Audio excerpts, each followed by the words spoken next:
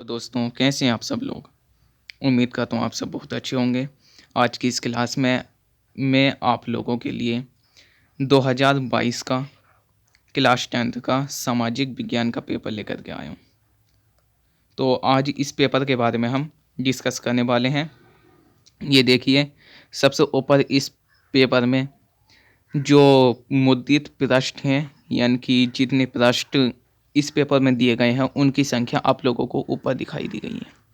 ठीक है, 16 पृष्ठ इस पेपर में दिए गए हैं। ठीक है, और यहाँ पर आपका अनुकीर्णांक दिया गया है और यहाँ पर नाम दिया गया है। ठीक है, यहाँ आपका अनुकीर्णांक भरना है, यहाँ पर नाम भरना है। ठीक है, ये आपका पेपर कोड है जो कि आपको भरना होता है। ठीक है, और इसके बाद में ये आपकी संधि गई है नीचे, ये आपका सब्जेक्ट है सामाजिक विज्ञान। ठीक, ये क्लास 10th का पेपर है आपका यूपी बोर्ड का। ठीक है, यूपी बोर्ड क्लास 10th का पेपर है। तो इसके बारे में हम डिस्कस करने वाले हैं, इसके सॉल्यूशन और सारी चीज़ें आप लोगों को मैं आज की इस वीडियो में बताने वाला हूं। तो क्लास को शुरू करने से पहले आप लोगों से एक रिक्वेस्ट है कि वीडियो को लाइक और चैनल को सब्सक्राइब ज़रूर करते रहिएगा, जिससे कि हमारी आने वाली वीडियो का नोटिफिकेशन सबसे पहले आप लोगों के पास पहुँच सके। ठीक है, तो चलिए बात कर लेते हैं इस पेपर के बारे में। इस पेपर की अगर मैं बात करूं तो इसमें आपको ये जो पेपर दिया गया है ये दोनों लैंग्वेज में दिया गया है, हिंदी और इंग्लिश। ठीक है, हिंदी और इंग्लिश वर्जन में ये आपको पेपर दिया गया है। हिंदी मीडियम वाले बच्चे हिंदी में पढ़ के कर सकते हैं और इंग्लिश मीडियम वाले वो इंग्लिश में कर सकते हैं। ठीक है, यहाँ पर आपका पूर्णांक दिया गया है जो कि 70 नंबर का है। ठीक है, 70 नंबर का पूर्णांक है और 30 नंबर जो होते हैं वो आपको प्रैक्टिकल के दिए जाते हैं। ठीक है, इसके बाद में यहाँ पर आपको टाइम दिया गया है 3 घंटे 15 मिनट का, और इसमें 3 घंटे 15 मिनट में से आपको जो 15 मिनट हैं वो पेपर पढ़ने के लिए दिए गए हैं, जो कि नोट में नीचे लिखा भी गया है। ठीक है, कि प्रारंभ के 15 मिनट परीक्षार्थी को प्रश्न पत्र पढ़ने के लिए निर्धारित है। यानी कि शुरू में आपको 15 मिनट में पूरे प्रश्न पत्र को अच्छे से पढ़ लेना है, सारी चीज़ों को समझ लेना। उसके बाद में आपको बाकी के जो 3 घंटे बचेंगे उसमें कॉपी में अपनी उनके प्रश्नों के उत्तर लिख लेने हैं। ठीक है, और नीचे आपको इंग्लिश में ये नोट दिया गया कि first 15 minutes are allotted for the candidates to read the question paper. ठीक है, कि पहले जो 15 मिनट है वो निर्धारित किए गए, एलोटेड मतलब निर्धारित किए गए हैं फॉर द कैंडिडेट्स परीक्षार्थी को to read the question paper पढ़ने के लिए। ठीक है, तो ये आपका नोट था और नीचे आपको निर्देश दिए गए हैं कि कौन कौन से खंड आपको करने हैं और किस खंड में कितना आपको करना है। ठीक है, वो सारी चीज़ें निर्देश में दी गई हैं। तो निर्देश में पहला पॉइंट है आपका, यह प्रश्न पत्र 2 खंडों क एवं ख में विभाजित है। यानी कि इसमें 2 खंड दिए गए हैं, क खंड और ख खंड। ठीक है, और प्रत्येक खंड के सभी प्रश्न एक साथ हल करना आवश्यक है। यानी कि आपको सारे प्रश्न एक ही बार में हल करने हैं। ठीक है, पहले आपको खंड क करना है पूरा कंप्लीट, उसके बाद में खंड ख को करना है। ठीक है, और प्रत्येक खंड का उत्तर नए प्रश्न से प्रारंभ किया जाए। ठीक है, यानी कि आपको 2 खंड दिए गए हैं और दोनों खंड का उत्तर नए प्रश्न से, यानी कि पहले आपको खंड क का लेना है, वो पूरा हो जाने के बाद में आपका नीचे जो भी पेज बाकी रहेगा उसे छोड़ देना है और नए प्रश्न से आपको खंड के स्टार्ट करना है। ठीक है, इसके बाद में दूसरा निर्देश आपका, प्रत्येक प्रश्न के लिए निर्धारित अंक उसके सम्मुख अंकित है। यानी कि जो क्वेश्चन आपका जितने नंबर का है वो उसी के आगे निर्धारित किए गए हैं। ठीक है, जैसे कि ये क्वेश्चन है और क्वेश्चन 1 नंबर का है तो 1 नंबर आपको सामने दिखाई देगा, 2 नंबर का है तो उस प्रश्न पत्र के आगे आपको 2 नंबर दिखाई देगा। ठीक है, जितने भी अंक का कोई क्वेश्चन है उसके ठीक सामने उतने अंक निर्धारित किए गए हैं। ओके, इसके बाद में अगला निर्देश पेज नंबर 2 पे है। ठीक है, और पेज नंबर 2 पे जो अगला निर्देश है वो क्या है, वो ये है कि प्रश्न पत्र में 4 प्रकार के प्रश्न है। ठीक है, कि आपका जो प्रश्न पत्र है इसमें 4 तरह के प्रश्न है। एक तो बहुविकल्पी हैं जिनमें आपको ऑप्शन दिए जाते हैं और सही ऑप्शन पे आपको टिक लगाना होता है या फिर अपनी आंसर की में लिखना होता है। ठीक है, और इसके बाद में अति लघु प्रश्न है, फिर आपके लघु उत्तरीय हैं और फिर आपके दीर्घ उत्तरीय हैं। ठीक है, और जिनके संबंध में निर्देश उनके आरंभ में दिए गए हैं। ठीक है, यानी कि ये जो आपके 4 तरह के क्वेश्चन है ना, इनको किस तरह से आपको हल करना है, तो प्रत्येक प्रकार के शुरू में ही वो निर्देश इसके दिए गए हैं। यानी कि बहुविकल्पीय प्रश्न जब आपके शुरू होंगे तो इसके स्टार्टिंग में ही इसके निर्देश दिए जाएंगे। अति लघु शुरू होंगे तो अति लघु के स्टार्ट में उसके निर्देश दे दिए जाएंगे। लघु स्टार्ट होंगे तो उसके शुरू में आपको निर्देश दे दिए जाएंगे और उसी तरह से दीर्घ उत्तरीय प्रश्नों के भी निर्देश उसी के शुरू में दे दिए जाएंगे। ठीक है, तो ये आपका तीसरा निर्देश था। इसके बाद में नंबर 4 पर आ जाते हैं। इसमें क तथा ख खंडों हेतु दिए गए मानचित्रों को उत्तर पुस्तिका में मजबूती के साथ संलग्न करना आवश्यक है। ठीक है, यानी कि आपके जो 2 खंड है ना, क और ख, इनमें आपको मानचित्र कार्य भी दिया गया है। ठीक है, जिसे आपको उत्तर पुस्तिका में पूरी तरह से कंप्लीट करना है अच्छे से। ठीक है, इसके बाद में आपका आ जाता है निर्देश 5। ठीक है, 5वां निर्देश जो है ये दिया गया है दृष्टिबाधित परीक्षार्थियों के लिए। ठीक है, अगर जो बच्चे दृष्टिबाधित हैं यानी कि दृष्टि में उनकी दिक्कत है तो वो खंड 4 की बजाय खंड 5 यानी कि निर्देश 4 की बजाय ये वाला देख सकते हैं। ठीक है, ये दृष्टिबाधित परीक्षार्थियों के लिए मानचित्र कार्य के स्थान पर अलग से खंड क में प्रश्न संख्या 14 तथा खंड ख में प्रश्न संख्या 28 के उत्तर लिखने के लिए दिए गए हैं। यानी कि जो दृष्टिबाधित परीक्षार्थी हैं वो खंड क में प्रश्न संख्या 14 को और खंड ख में प्रश्न संख्या 28 को कर सकते हैं, जो कि मानचित्र कार्य के लिए है। ठीक है, इसके बाद में यही निर्देश आपको इंग्लिश में भी दिए गए हैं। ठीक है, यही वाले निर्देश आपको इंग्लिश में दिए गए इंस्ट्रक्शन, ये निर्देश है आपका, और ये इंग्लिश मीडियम वालों के लिए दिए गए हैं। हिंदी मीडियम वाले बच्चे हिंदी में निर्देश पढ़ सकते हैं और जो इंग्लिश मीडियम वाले हैं वो ये वाले निर्देश पढ़ सकते हैं जो कि इंग्लिश में है। ठीक है, इसके बाद में आगे चलते हैं। ये आपका पेज नंबर 3 आ गया। यहाँ पर आपके निर्देश समाप्त हो जाते हैं इंग्लिश के और यहाँ से शुरू होता आपका खंड क। ठीक, खंड क यानी कि द्वितीय खंड आपका और द्वितीय क्वेश्चन दोनों लैंग्वेज में दिया गया है। हिंदी लैंग्वेज में भी है और आपका इंग्लिश लैंग्वेज में भी है। ठीक है, यहाँ से आपका शुरू हो जाता है खंड क, यहाँ से शुरू हो जाता है आपका खंड क और इंग्लिश में इन्होंने दिया है पार्ट ए।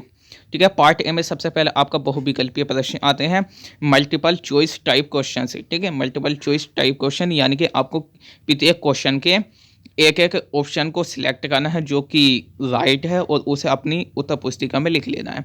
उसका निर्देश यहाँ पर दिया गया है कि किस तरह से उसे आपको हल करना है। ठीक है, निर्देश हिंदी में है आपका कि निम्नलिखित विकल्पों में से सही उत्तर चुनकर अपनी उत्तर पुस्तिका में लिखिए। जो उत्तर सही है उसे आपको क्वेश्चन नंबर डाल करके अपनी उत्तर पुस्तिका में लिख लेना है। ठीक है, और इंग्लिश मीडियम वालों के लिए इंस्ट्रक्शन आपका इंग्लिश में दिया गया। इंस्ट्रक्शन मतलब निर्देश। ठीक है, choose the correct answer from the given alternatives and right in your answer book. ठीक है, यानी कि जो करेक्ट आंसर है उसे आपको चूज करना है फ्रॉम गिवन अल्टरनेटिव्स यानी कि दिए गए विकल्पों में से, और उसे right in your answer book और अपनी उत्तर पुस्तिका में उसे लिख लेना है। ठीक है, और यहाँ से आपका पहला विकल्पीय क्वेश्चन शुरू हो जाता है। ठीक है, सबसे पहले विकल्पीय क्वेश्चन दिया गया है इसमें कि फ्रांस की क्रांति का प्रारंभ किस वर्ष हुआ था। ठीक है, फ्रांसीसी क्रांति का प्रारंभ किस वर्ष हुआ था, आपको 4 ऑप्शन दिए गए हैं, 1688, 1789, 1815 और 1830। ठीक है, तो इनमें से जो राइट आंसर है उस पर आपको टिक करना है और उसे अपनी उत्तर पुस्तिका में लिख लेना है। ठीक है, तो इसका जो राइट आंसर होगा वो होगा आपका 1789। ठीक है, इसका राइट आंसर होगा 1789। फ्रांसीसी क्रांति का जो प्रारंभ हुआ था वो 1789 में हुआ था। ठीक है, और निर्देश में आप लोगों को एक चीज़ और बताई गई थी कि प्रत्येक क्वेश्चन जितने मार्क्स का है, जितने अंक का है, वो उसके सम्मुख निर्धारित किए गए हैं। ये वाले जो ऑब्जेक्टिव क्वेश्चन है ना, ये प्रत्येक क्वेश्चन 1 नंबर का है जो कि इसके सम्मुख आपको निर्धारित भी किए गए हैं। ठीक है, यहाँ पर देखो प्रत्येक क्वेश्चन का आगे 1-1 नंबर निर्धारित किया गया है। ठीक है, ये बताता है कि ये क्वेश्चन जो है वो 1 नंबर का है। ओके, इनसे आप लोगों को पता चल जाएगा कि कौन सा क्वेश्चन कितने अंक का है। अगर दो अंकों का कोई क्वेश्चन है तो उसके सामने अंक 2 निर्धारित किए जाएंगे। ठीक है, इसके बाद में यही आपका जो ऑब्जेक्टिव क्वेश्चन ये इंग्लिश में भी दिया गया है जो कि इंग्लिश मीडियम वाले स्टूडेंट्स के लिए है। फ्रेंच रिवॉल्यूशन स्टार्टेड इन, यानी कि फ्रांस की जो क्रांति थी वो किस वर्ष शुरू हुई थी, तो वो हुई थी आपकी 1789 में। ठीक है, इसके बाद में अगला क्वेश्चन आता है आपका कि जर्मन संस्कृति में बॉक्सजिस्ट का आशय क्या है। जर्मन संस्कृति में बॉक्सजिस्ट का क्या आशय है ये आप लोगों को बताना है। ठीक है, 4 ऑप्शन है इसमें, राष्ट्र, संविधान, आम जनता और संसद। तो इसमें आपका जो राइट आंसर होगा वो हो जाएगा राष्ट्र। ठीक है, इसमें जो आपका राइट आंसर होगा वो होगा राष्ट्र। ठीक है, इसके बाद में यही क्वेश्चन आपको इंग्लिश में भी दिया गया है। In German culture work just refers to, तो ये हो जाएगा आपका नेशन। ठीक, इसके बाद में आपका क्वेश्चन नंबर आता है 3। क्वेश्चन नंबर 3 की अगर मैं बात करूं तो ये आपका पहला क्वेश्चन नंबर 3 है आपका, संसदीय प्रजातंत्र की स्थापना किस देश में सबसे पहले हुई थी। कि आपका जो संसदीय प्रजातंत्र है ये सबसे पहले किस देश में स्थापित हुआ था, उस देश का नाम आप लोगों को अपनी उत्तर पुस्तिका में लिखना है, जो कि इन ऑप्शन में से आपको चूज करना है। ठीक है, पहला ऑप्शन आपका इटली, दूसरा है इंग्लैंड, चौथा है आपका तीसरा फ्रांस है और चौथा आपका जर्मनी है। तो इनमें से जो राइट आंसर होगा, इनमें से जो राइट आंसर होगा वो होगा आपका इंग्लैंड। ठीक है, इंग्लैंड की जगह पर आप लोगों को ब्रिटेन भी देखने के लिए मिल जाता है। ठीक है, तो इसका राइट आंसर क्या हो जाएगा, इंग्लैंड हो जाएगा। इसके बाद में यही आपका क्वेश्चन इंग्लिश में दिया गया है, first of all parliamentary democracy was established in, तो इसका हो जाएगा England. Okay, question number 4। Question number 4 है आपका कि चौरी चौरा कांड किस वर्ष घटित हुआ था। चौरी चौरा कांड घटित हुआ था आपका 4 ऑप्शन दिए गए हैं। 1920 में हुआ था, 1920 में हुआ था, या फिर 1921 में हुआ था, या फिर 1922 में हुआ था, या फिर 1925 में हुआ था। तो इसका राइट आंसर हो जाएगा आपका 1922।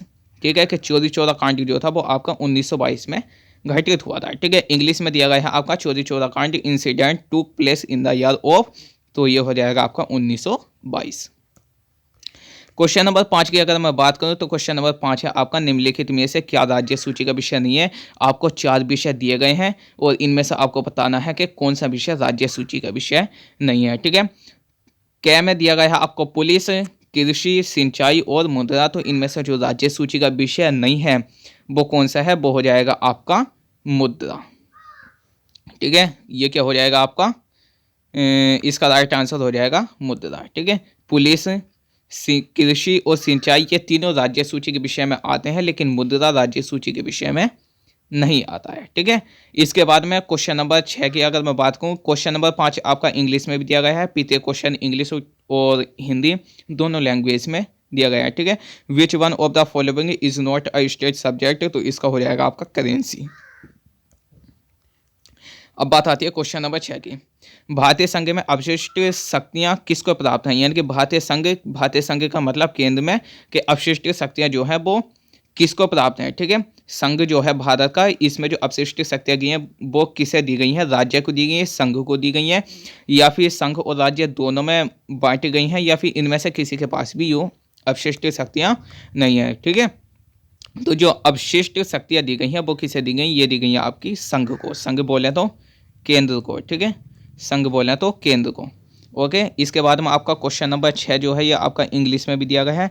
इंग्लिश में who has the residuary powers in India. ठीक है, तो ये हो जाएगा आपका यूनियन यानी कि संघ। ओके, इसके बाद में आपके अब आ जाते हैं अति लघु प्रश्न। ठीक है, अति लघु प्रश्न यानी कि very short answer type question. ठीक है, very short answers type question. ठीक है, इनमें आपको ऑप्शन चूज नहीं करने, इनको आप जितना छोटा हो सके इतना छोटा करके अपने आंसर को टाइप करना है। ठीक है, यानी कि शॉर्ट मेथड में आपको आंसर लिखना है प्रत्येक क्वेश्चन का, जितना छोटा हो सके उतना छोटा है।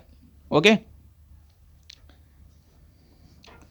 पहला क्वेश्चन आपका, इसमें भारत छोड़ो आंदोलन क्यों प्रारंभ करना पड़ा, इसका प्रमुख नारा क्या था। ठीक है, भारत छोड़ो आंदोलन प्रारंभ क्यों हुआ था और इसका प्रमुख नारा क्या था। और ये क्वेश्चन जो है ये आपका 2 नंबर का है, 1+1 यानी कि 2 नंबर का ये आपका क्वेश्चन है। कौन सा, भारत छोड़ो आंदोलन क्यों प्रारंभ हुआ था और इसका प्रमुख नारा क्या था। ठीक है, तो भारत छोड़ो आंदोलन के बारे में आपको जितना छोटा हो सके इतना छोटा लिखना है।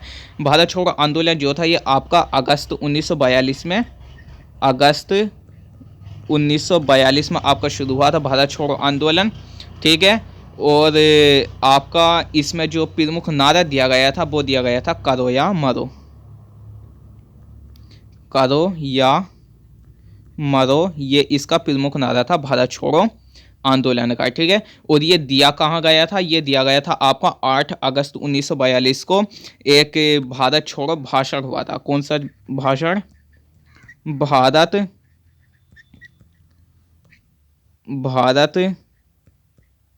छोड़ो, ठीक है, भाषण। ठीक है, भारत छोड़ो भाषण हुआ था, कब हुआ था ये, 8 अगस्त 1942 को, ठीक है। 8 अगस्त 1942 को भारत छोड़ो भाषण हुआ था और उस भाषण में ये नारा दिया गया था, करो या मरो, ठीक है। और इसके बाद में आपका यही क्वेश्चन आपको इंग्लिश में भी दिया गया है कि why was the quit India movement launched, what was it's main slogan, ठीक है। तो ये आपका 2 नंबर का क्वेश्चन है, तो इसको आप कर सकते हैं, ठीक है। जितना छोटा हो सके उतना छोटा करके आपको इसका आंसर टाइप करना है अपनी आंसर बुक में, ठीक है। अब आ जाता है हमारा क्वेश्चन नंबर 8। क्वेश्चन नंबर 8 की अगर मैं बात करूं तो क्वेश्चन नंबर 8 है हमारा कि ब्रिटेन के राष्ट्रीय झंडा तथा राष्ट्रगान का उल्लेख कीजिए, ठीक है। आपको ये बताना है कि ब्रिटेन का जो राष्ट्रीय झंडा था वो क्या था और ब्रिटेन का जो राष्ट्रगान था वो क्या था। उसके बारे में आपको बहुत छोटा करके लिखना है, ठीक है। तो ब्रिटेन का जो राष्ट्रीय झंडा है उसे आपको यूनियन जैक कहते हैं, ठीक है। उसे क्या कहा जाता है, उसे कहा जाता है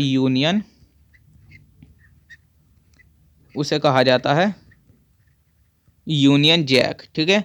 यूनियन जैक या फिर हम उसे यूनियन ध्वज भी कह सकते हैं, ठीक है, यूनियन ध्वज, ठीक है। और ये नहीं कह सकते तो हम इसे संघ ध्वज भी कह सकते हैं, संघ, ठीक है, संघ ध्वज भी इसे कह सकते हैं, ठीक है। तो ये आपका भारत का ब्रिटेन का राष्ट्रीय झंडा था, ठीक है। इसके बाद में आपको ब्रिटेन के राष्ट्रगान के बारे में भी लिखना है और ये आपका दोनों लैंग्वेज में दिया गया है, इंग्लिश में भी दिया गया है और हिंदी में भी दिया गया है, ठीक है। अब बात आ जाती है हमारी क्वेश्चन नंबर 9 की। क्वेश्चन नंबर 9 की अगर मैं बात करूं तो लोकतंत्र किन माध्यमों से उत्तरदायी, जिम्मेदार और वैध सरकार का गठन करता है, इसके बारे में आप लोगों को बताना है, ठीक है। कि जो भारत का जो लोकतंत्र है वो किन माध्यमों से उत्तरदायी भी होता है, जिम्मेदार भी होता है और वैध भी होता है, ठीक है, वैध भी होता है, ठीक है। तो इसके बारे में आप लोगों को बताना है, ठीक है। आप इस तरह से भी लिख सकते हैं कि लोकतंत्र उत्तरदायी और जिम्मेदार ही नहीं, इसके अतिरिक्त वैध भी होता है। और किस तरह से वैध होता है ये आप लोगों को इसमें लिख लेना है, ठीक है। 5 वैध इसलिए होता है ये कि इसमें क्या होता है 5 वर्ष बाद, ठीक है, प्रत्येक 5 वर्ष बाद, प्रत्येक 5 वर्ष बाद इसमें सरकार का गठन किया जाता है और सरकार का जो गठन किया जाता है ना वो जनता की वोट प्रक्रिया के द्वारा किया जाता है, ठीक है। जनता की वोट प्रक्रिया के द्वारा सरकार का गठन किया जाता है और प्रत्येक 5 वर्ष बाद होता है और इसी तरह से ये वैध भी होता है, ठीक है। तो आप अपनी तरह से जैसा आपको बेहतर लगे उस तरह से आप इसे लिख सकते हैं, ठीक है। इसके बाद में अब शुरू हो जाते हैं हमारे लघु उत्तरीय प्रश्न। लघु उत्तरीय प्रश्नों की अगर मैं बात करूं तो इन्हें कहा जाता है शॉर्ट आंसर टाइप क्वेश्चन, ठीक है। शॉर्ट आंसर टाइप क्वेश्चन यानी कि आपको ज़्यादा छोटा में नहीं लिखना है और ज़्यादा बड़े में यानी कि मीडियम साइज में आप लोगों को इन्हें टाइप करना है अपनी आंसर की में, ठीक है। इसमें आपका क्वेश्चन नंबर 10 दिया गया है और ये आपको नीचे प्रत्येक क्वेश्चन के अंक भी निर्धारित किए गए हैं, ठीक है। 1 से ही 1/2 प्लस 1 से ही 1/2 यानी कि 1.5 है, 1.5 ये आपका 3 नंबर का क्वेश्चन है, ठीक है। ये आपका 3 नंबर का क्वेश्चन है और ये आपको अथवा में भी दिया गया है। आप ये वाला नहीं कर सकते, ये याद है आपको, तो इसका आंसर भी आप लिख सकते हैं, ठीक है। दोनों में से कोई भी एक कर सकते हैं, दोनों नहीं करने हैं, ठीक है। तो चलिए इसके बारे में बात कर लेते हैं, ठीक है। महात्मा गांधी ने राष्ट्रीय स्वाधीनता संग्राम में सत्याग्रह एवं अहिंसा का किस प्रकार प्रयोग किया और कोई 2 उदाहरण दीजिए, ठीक है। यानी कि महात्मा गांधी ने राष्ट्रीय स्वाधीनता संग्राम में सत्याग्रह और अहिंसा का किस प्रकार प्रयोग किया था, इसके आपको 2 उदाहरण लिखने हैं। थोड़ा सा आपको इसके बारे में लिखना है और फिर आपको कोई 2 उदाहरण इसके लिख देने हैं, ठीक है। कोई भी 2 उदाहरण जो आप लोगों को याद हैं वो आप इसके लिख सकते हैं, ठीक है। इसके बाद में नीचे दिया गया कि लोकतंत्र की सफलता के लिए आवश्यक 2 घटकों का उल्लेख कीजिए, ठीक है। लोकतंत्र के कोई 2 घटक ऐसे लिखने हैं आपको जिनसे कि लोकतंत्र आपका सफल हो सके, ठीक है। इसके बाद में आपका क्वेश्चन नंबर 10 ये आपका इंग्लिश में भी दिया गया है, ठीक है। तो अथवा में भी दिया गया है ये आपको, जो भी आपको याद है इनमें से ये या ये, तो कोई एक आपको लिख लेना है, ठीक है। इसके बाद में क्वेश्चन नंबर 11 आता है कि भारतीय अर्थव्यवस्था पर वैश्विक आर्थिक महामंदी के किन्हीं 3 परिणामों का उल्लेख कीजिए, ठीक है। भारतीय अर्थव्यवस्था पर वैश्विक आर्थिक महामंदी के किन्हीं 3 परिणामों का उल्लेख कीजिए। ये भी आपका 3 नंबर का क्वेश्चन है और ये आप लोगों को याद नहीं है तो आप ये वाला भी क्वेश्चन कर सकते हैं कि भारतीय संघवाद एक अर्धसंघीय ढांचा है और इसकी पुष्टि में किन्हीं 3 कारकों का उल्लेख कीजिए, ठीक है। तो इन दोनों में से जो भी क्वेश्चन आप लोगों को याद है वो आप कर सकते हैं, ठीक है। तो इंग्लिश में भी दिया गया है, इंग्लिश मीडियम वाले इसे इस तरह से कर सकते हैं। इसके बाद में आपकी दीर्घ उत्तरीय प्रश्न है, जो कि आपको long answer type question English में कहा जाता है ना, ठीक है। तो आपको लंबा बना बनाकर इसमें लिखना होता है, ठीक है। जितना आप लोग इसे बड़ा करके लिखेंगे उतना ही बेहतर रहेगा, ठीक है। ये क्वेश्चन आपका 6 नंबर का है, 3+3 6 नंबर का ये आपका क्वेश्चन है, ठीक है। क्वेश्चन है आपका, यूरोप में राष्ट्रवाद के उदय में जर्मनी एवं इटली के एकीकरण का योगदान बताइए। यानी कि यूरोप में जो राष्ट्रवाद का उदय हुआ था, उसमें उस उदय के समय पर जर्मनी और इटली दोनों का एकीकरण हो गया था, और इस एकीकरण का इस राष्ट्रवाद के उदय में क्या योगदान रहा, इसके बारे में आप लोगों को लिखना है, ठीक है। अगर ये क्वेश्चन आप लोगों को याद नहीं है तो आप नीचे वाला कर सकते हैं, जो कि अध्याय में दिया गया है। वैश्विक आर्थिक महामंदी के किन्हीं 3 कारणों का उल्लेख कीजिए। तो आप इनमें से दोनों में से कोई भी एक कर सकते हैं, ठीक है। ये भी आपका 6 नंबर का है और ये भी आपका 6 नंबर का है, ठीक है। इसके बाद में ये आपका इंग्लिश में दिया गया है।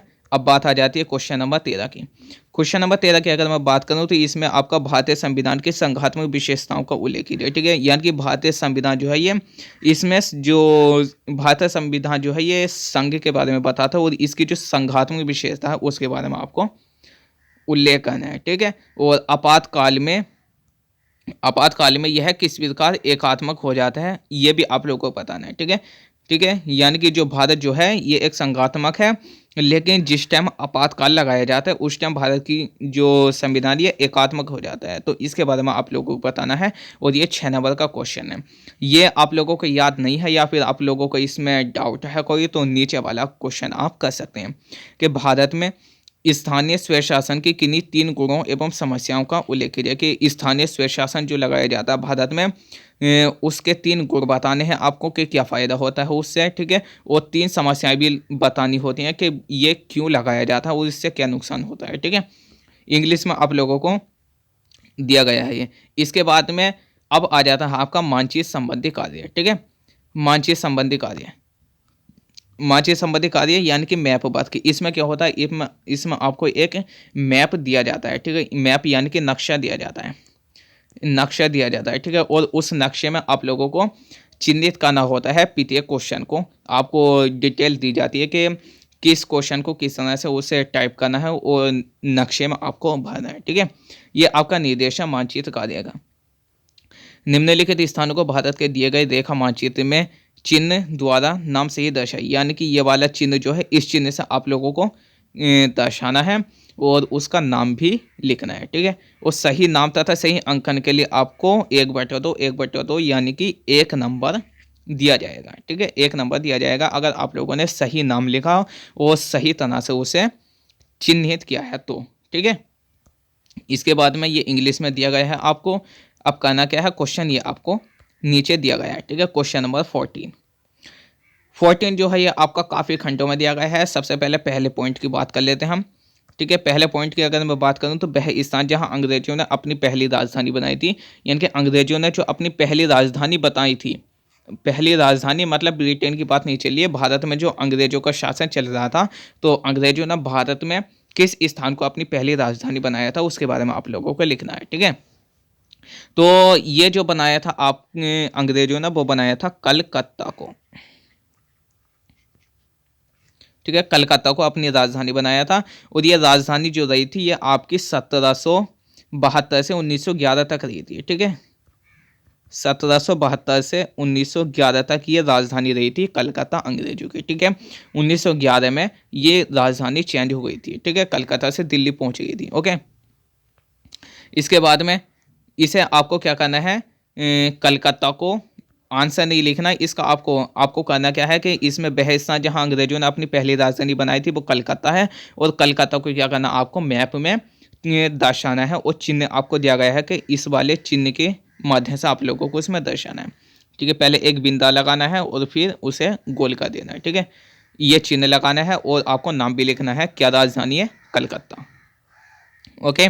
इसके बाद में क्वेश्चन नंबर 2 है, वह स्थान जहां 1929 में कांग्रेस अधिवेशन हुआ था, ठीक है। तो कांग्रेस अधिवेशन की अगर मैं बात करूं तो 28 दिसंबर 1885 28 दिसंबर 1885 में कांग्रेस की स्थापना हुई थी। और कांग्रेस का जो पहला अधिवेशन हुआ था 1929 में, वो कहाँ पर हुआ था? वो हुआ था आपका बम्बई में। ठीक है, ये कहाँ पर हुआ था? बम्बई में। और बम्बई को आप वर्तमान में मुंबई के नाम से भी जानते हैं। ठीक है, मुंबई। ठीक है, मुंबई के नाम से भी इसे वर्तमान में जाना जाता है। और बम्बई में किस जगह पर हुआ था ये भी आप लोगों को बता देता हूँ मैं। बम्बई में एक महाविद्यालय था जिसका नाम था गोकुलदास तेजपाल संस्कृत महाविद्यालय। ठीक है, क्या नाम था? गोकुलदास तेजपाल संस्कृत महाविद्यालय। यहाँ पर ये अधिवेशन हुआ था। ठीक है, और इसके जो अध्यक्ष बनाए गए थे वो कौन थे? इसके अध्यक्ष थे आपके ए ओ ह्यूम इसके अध्यक्ष थे कांग्रेस अधिवेशन के। ठीक है, तो ये भी आप लोगों को इसमें ध्यान रखना है। और इसे आपको उसी चिन्ह के माध्यम से नाम सहित मैप में यानी कि नक्शे में चिन्हित करना है। ठीक है, अब तीसरा क्वेश्चन आ जाता है, वह स्थान जहां जलियांवाला बाग हत्याकांड हुआ था। ठीक है, तो जलियांवाला बाग कांड जो हुआ था वो जलियांवाला बाग में ही हुआ था। और ये जलियांवाला बाग है कहाँ पर? यह है आपका पंजाब के अमृतसर में। ठीक है, यह है कहाँ पर? यह है आपका पंजाब के अमृतसर में। ठीक है, पंजाब के अमृतसर में ये आपका स्थान है जलियांवाला बाग। ठीक है, और इसी बाग में ये हत्याकांड हुआ था। ठीक है, इसमें क्या हुआ था?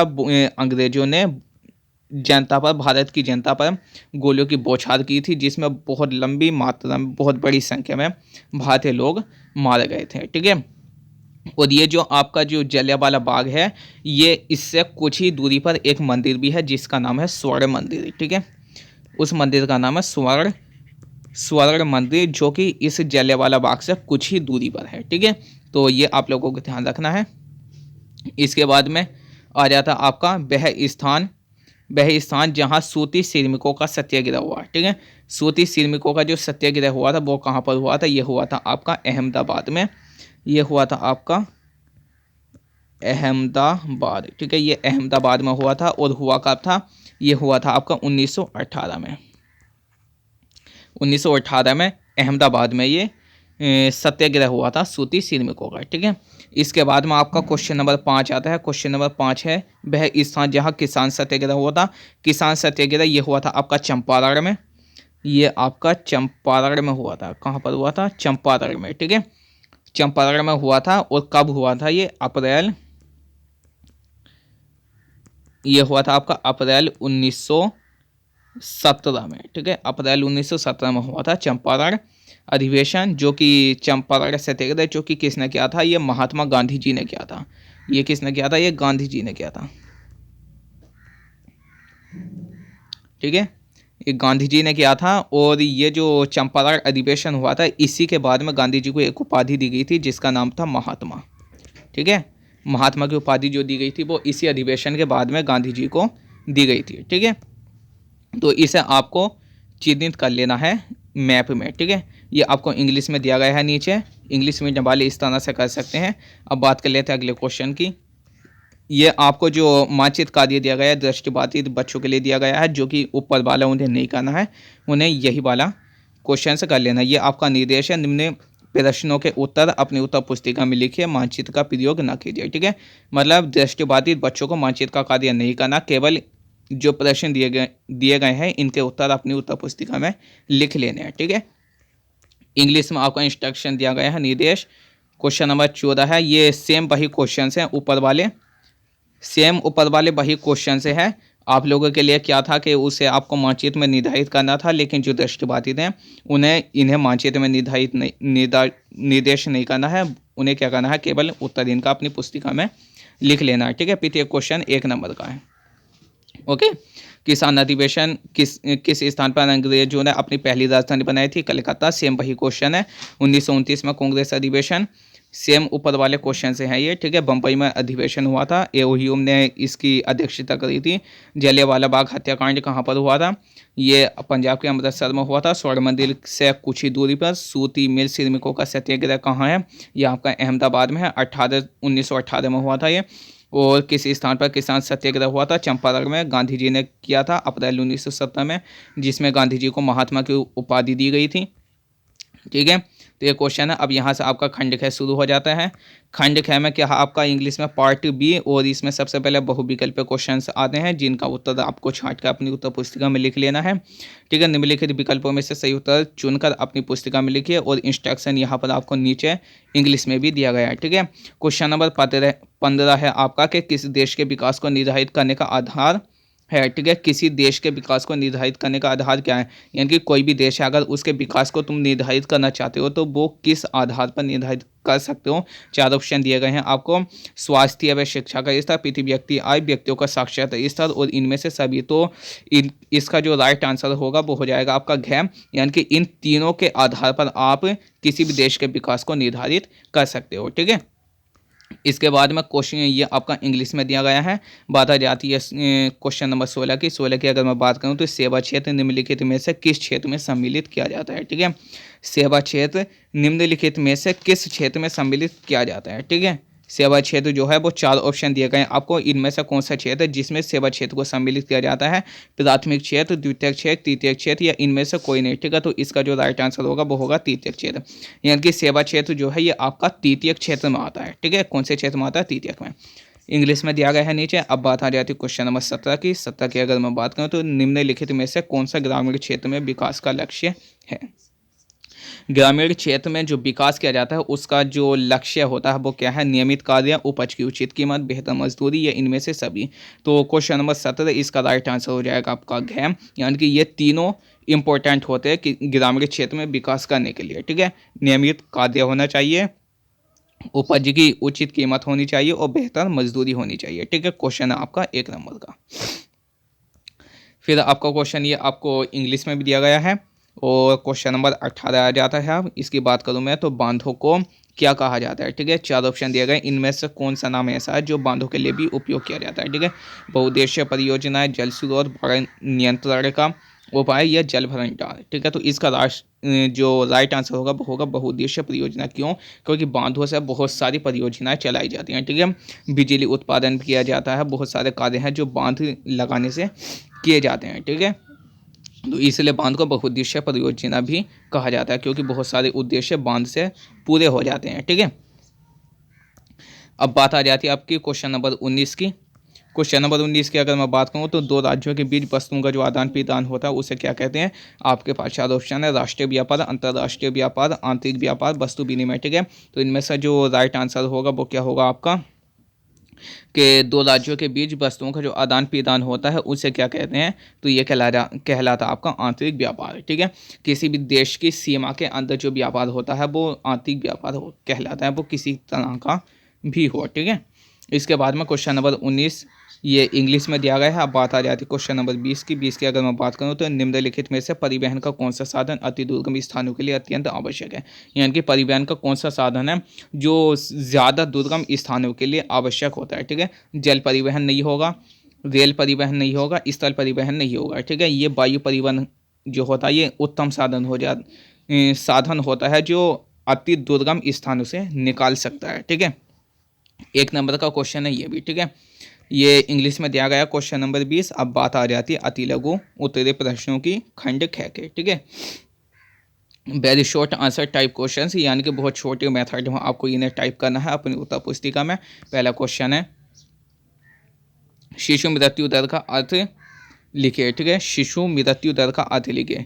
शिशु मृत्यु दर जो है वो किस तरह से बढ़ रही है या कम हो रही है उसके बारे में आप लोगों को लिखना है यहाँ पर। ठीक है, कि कितनी मात्रा में और किस दर से शिशु की मृत्यु हो रही है भारत में, और ये क्वेश्चन आपका 2 नंबर का है। ठीक है, और इंग्लिश मीडियम वाले इसे इंग्लिश में लिख सकते हैं। ठीक है, क्वेश्चन नंबर 22 है आपका कि उपभोक्ताओं के शोषण को रोकने के लिए किन्हीं 2 उपायों का सुझाव दीजिए। ठीक है, उपभोक्ता का शोषण जो है वो किस तरह से रोका जा सकता है, आपको 2 उपाय लिखने हैं। ठीक है, और इंग्लिश में भी ये आपको दिया गया है। इसके बाद में क्वेश्चन नंबर 23 आ जाता है, भारत में वन्यजीव चीते के विलुप्त होने के कोई 2 कारण लिखिए। भारत में वन्यजीव चीते के विलुप्त होने के कोई 2 कारण लिखिए। तो भारत का जो चीता है, चीता वो विलुप्त हो गया है। ठीक है, तो इसके विलुप्त होने के कारण क्या थे उनके बारे में लिखना। 2 कारण सिर्फ आप लोगों के लिखने और आपके 2 नंबर पक्के। ठीक है, इसके बाद में आपके लघु उत्तरीय प्रश्न आ जाते हैं। लघुत्तरीय प्रश्नों की अगर मैं बात करूँ तो पहला क्वेश्चन आपका कृषि क्षेत्र के 3 प्रमुख समस्याओं का नाम लिखिए, और क्वेश्चन आपका ये 3 नंबर का है। आपको क्या करना है, ज़्यादा कुछ नहीं करना, केवल 3 प्रमुख समस्याएं के नाम लिखने हैं कृषि क्षेत्र की, और आपके 3 नंबर पक्के। अगर आप ये नहीं कर सकते तो नीचे वाला क्वेश्चन आपका वैश्वीकरण से आप क्या समझते हैं, इसको भी कर सकते हैं। ठीक है, तो कृषि क्षेत्र की 3 प्रमुख समस्याओं की अगर मैं बात करूँ तो आप इसे इस तरह से भी कर सकते हैं कि परिवहन सुविधा, उपकरणों और तकनीक की कमी, जैसे कि उपकरणों और तकनीक की कमी, उपकरणों और तकनीक की कमी ये लिख सकते हैं आप, या फिर परिवहन, ठीक है, परिवहन सुविधा की कमी, परिवहन सुविधा की कमी ये भी आप कर सकते हैं। ठीक है, और आप भंडारण, भंडारण सुविधा की कमी ये भी कर सकते हैं आप, अन्य आधारभूत सुविधाओं की कमी, अन्य आधारभूत सुविधाओं की कमी ये भी आप कर सकते हैं। और एक और लिखना चाहें तो वो भी आप लिख सकते हैं, मिट्टी की गुणवत्ता की कमी, ये भी इसका एक प्रकार हो सकता है, मिट्टी की गुणवत्ता की कमी ये भी हो सकता है। आप इनमें से कोई भी 3 प्रमुख समस्याएं लिख सकते हैं। ठीक है, और इसके बाद में आपका क्वेश्चन नंबर 24 ये इंग्लिश में दिया गया है। 25 की अगर मैं बात करूं तो ऊर्जा के परंपरागत तथा गैर परंपरागत स्रोतों में अंतर स्पष्ट कीजिए। तो 2 स्रोत होते हैं ऊर्जा के, परंपरागत होता है, गैर परंपरागत होता है। इनमें से अंतर क्या है वो लिखना आपको, और 3 नंबर आपके पक्के हो जाएंगे। ठीक है, अगर मैं परंपरागत की अगर मैं बात करूँ तो अर्थव्यवस्था का विपरीत और अर्थव्यवस्था है आपकी, ठीक है, अर्थव्यवस्था का विकसित औद्योगिक देशों के साथ उत्पादन, व्यापार और वित्तीय मामलों में संबंध स्थापित करना है। ठीक है, ये होता आपका परंपरा। ठीक है, और इसके बाद में आ जाता है आपका अथवा में एक क्वेश्चन दिया गया है। ठीक है, भारत में लो अयस्क की किन्हीं 3 पेटियों के नाम लिखे हैं, तो आप इसे भी कर सकते हैं। ठीक है, क्वेश्चन नंबर 25। ठीक है, क्वेश्चन नंबर 25 जो आपको ये दिया गया है, इंग्लिश और हिंदी दोनों में दिया गया है, और अथवा में भी ये दिया गया है। ठीक है, क्वेश्चन नंबर 25 की अगर मैं बात करूं तो clarity the difference between the conventional energy sources and non conventional energy sources, इसके बारे में लिखना आपको। ठीक है, कि जो मनुष्य की जो आवश्यकताएं होती हैं, उनके लिए गैर परंपरागत स्रोत यूज़ किए जाए। ठीक है, गैर परंपरागत स्रोत यूज़ किए जाते हैं। ठीक है, मनुष्य की जो आवश्यकताएं होती हैं, उन्हें पूरा करने के लिए non conventional energy sources use किए जाते हैं। ठीक है, और जो बाकी अन्य जो कार्य होते हैं, जैसे कि कोयला, पेट्रोलियम, प्राकृतिक गैस जैसे खनिज ईंधन या फिर जीवाश्म ईंधन, ये आपके परंपरागत स्रोत होते हैं। ठीक है, यानी कि ये कन्वेंशनल एनर्जी सोर्सेस होते हैं। ठीक है, तो आप इन्हें लिख सकते हैं। ओके, इसके बाद में आ जाता है आपका दीर्घ उत्तरीय प्रश्न, लॉन्ग आंसर टाइप क्वेश्चन से। ये आपके 6 नंबर के क्वेश्चन है। ठीक है, पीछे क्वेश्चन आपका 6 नंबर का, ये देखिए, और अथवा में भी दिए गए हैं। आप दोनों में से जो भी बेहतर लगे वो आपको क्वेश्चन कर लेना है। ठीक है, भू संसाधन का अर्थ लिखिए, एक संसाधन के रूप में भूमि का उपयोग किन उद्देश्यों के लिए किया जाता है, और व्याख्या भी कीजिए। ठीक है, और नीचे आपकी भारत की मुख्य फसलों पर एक टिप्पणी लिखी है। ठीक है, तो भारत की जो मुख्य फसलें वो कौन कौन सी हैं, जैसे कि धान, गेहूं, चारा, ज्वार, ठीक है, और आपकी मक्का है, कोंदो, कुटकी, बाजरा, दलहन, तिलहन, ये आपकी भारत की मुख्य फसलें, इनके बारे में आप लोगों को लिख देना है। ठीक है, इसके बाद में इंग्लिश में भी दिया गया है ये क्वेश्चन नंबर 27 की अगर मैं बात कहूँ तो संगठित तथा असंगठित कार्य क्षेत्र के अंतर को स्पष्ट कीजिए। असंगठित क्षेत्र में श्रमिकों के शोषण को रोकने के लिए आप क्या सुझाव देंगे। ठीक है, तो इसके बारे में आप लोगों को लिखना, और ये नहीं कर सकते आप तो अथवा में जो क्वेश्चन दिया गया है इसे कर सकते हैं, और आपके 6 नंबर पूरे हो जाएंगे। ठीक है, आर्थिक क्रियाओं के क्षेत्र के नाम लिखिए। पिछले कुछ वर्षों में भारत में तृतीय क्षेत्र के बढ़ते हुए महत्व के मुख्य कारण क्या हैं, समझाइए। ठीक है, ये क्वेश्चन आपको इंग्लिश में भी दिया गया है, ठीक है। और इसके बाद में आ जाता है आपका मानचित्र कार्य खंड ख का, ठीक है। मैप वर्क, तो निर्देश आपका दिए गए भारत के मानचित्र में निम्नलिखित को दर्शाइए, ठीक है। यानी कि भारत का मैप दिया जाएगा आपको और नीचे जो क्वेश्चन दिए गए इन्हें आपको मैप में दर्शाना है, ठीक है। इंस्ट्रक्शन यानी कि निर्देश इंग्लिश में दिया गया है, show the following on the given map in India, ठीक है। Show the following on the given map of India, ठीक है। क्वेश्चन नंबर 28 पहला है इसका, हिमालयन यव पाए जाने वाले किसी एक प्रदेश का नाम लिखिए, ठीक है। तो हिमालय की तरफ जो प्रदेश पाए जाते हैं उनमें से किसी एक का नाम लिखना आपको, ठीक है। और ये क्वेश्चन आपका 1/2 प्लस 1/2 यानी कि 1 नंबर का क्वेश्चन है, ठीक। इसके बाद में क्वेश्चन नंबर 2 है। क्वेश्चन नंबर 2 है, कॉफ़ी की खेती करने वाले किसी एक राज्य का नाम लिखिए, यानी कि कोई एक राज्य लिखना है आपको भारत का जहाँ पर कॉफ़ी का उत्पादन किया जाता है। तो ये आप लिख सकते हैं, कुछ नाम मैं आप लोगों को बता देता हूँ, जैसे कि कर्नाटक है, केरल है, ठीक है, और आपका तमिलनाडु है, तो आप किसी एक का नाम इसमें लिख सकते हैं और ये आपका 1 नंबर तक पूरा हो जाएगा, ठीक है। इसके बाद में भारत के सबसे पुराने तेल उत्पादक राज्य का नाम चिन्ह सहित दर्शाइए, ठीक है। तो भारत के सबसे पुराने तेल उत्पादक यानी कि सबसे पुराना जो तेल उत्पादक राज्य है उसका आपको नाम भी लिखना और इस वाले चिन्ह से मैप में दर्शाना भी है, ठीक है। तो इसका नाम की अगर मैं बात करूँ तो ये है आपका डिगबोई, ठीक है। ये आपका डिगबोई जो कि असम में है, ठीक है। ये कहाँ पर, असम में है, ठीक है। और ये आपके असम के एक ज़िले में है जिस ज़िले का नाम है आपका तिनसुकिया, ठीक है। ये आपके तिनसुकिया ज़िले में है, डिगबोई असम के, ठीक है। तो ये आप लिख सकते हैं। इसके बाद में क्वेश्चन नंबर 4 की अगर मैं बात करूं तो भारत के किसी एक परमाणु ऊर्जा केंद्र का नाम लिखिए और आपको ये वाला चिन्ह उससे दर्शाना है, ठीक है। तो परमाणु ऊर्जा केंद्रों की अगर मैं बात करूं तो काफ़ी सारे हैं भारत के, जैसे कि भाभा की अगर मैं बात करूं, भाभा ये आपका मुंबई में है, ठीक है, मुंबई में है ये आपका। और आपकी इंदिरा गांधी की अगर मैं बात करूं,